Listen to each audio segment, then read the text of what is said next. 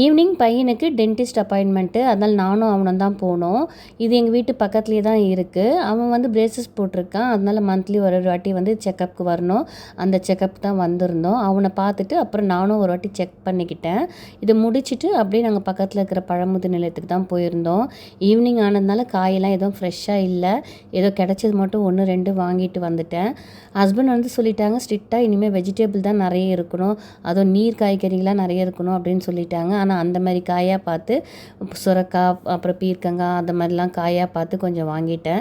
தக்காளி எதுவும் நல்லா இல்லை, அதனால் கொஞ்சமாக மட்டும் எடுத்துகிட்டு மிச்சத்தை நாளைக்கு பார்த்துக்கலாம் அப்படின்னு வந்துட்டேன்.